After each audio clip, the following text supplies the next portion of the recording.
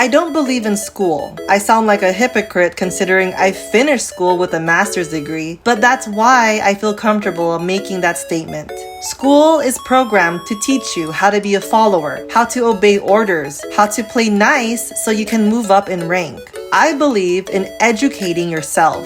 Of course, there was a time when I didn't know how to do that, so I relied on my school teachers to do the work for me. Now, I'm not saying school is bad for you, but with every bad, there is a good.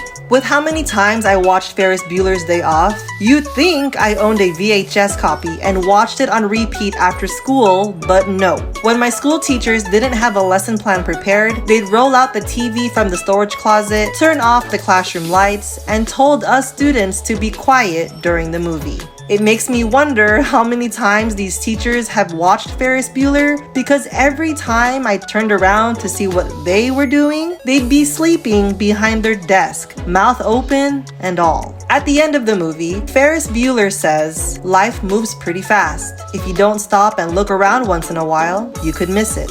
Difficult for me to accept, but that's the only lesson from school I took with me. Life moves pretty fast. If I don't stop and look around once in a while, I could miss it.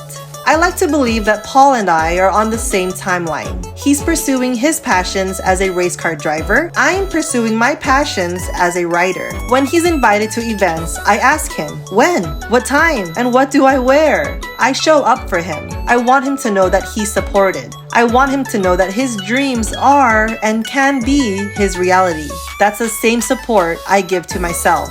He supports me too. This isn't a one-way street, but I have to be my own #1 supporter. If I don't believe in my dreams, how can I expect anyone else to? There were so many people at this event.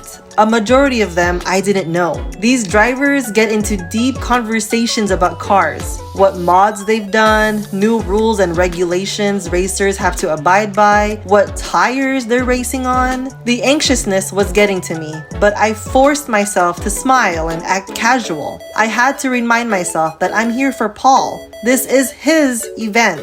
Once I separated myself from heat sweat versus anxiety sweat, I noticed something shiny in the corner of my eye. I turned my head to the right and there it was. A glass door refrigerator. Life moves pretty fast. If I don't stop and look around once in a while, I could miss it. I almost missed it. When I first started writing, I dreamed that I would be invited to a private party where they served yummy food and fancy drinks.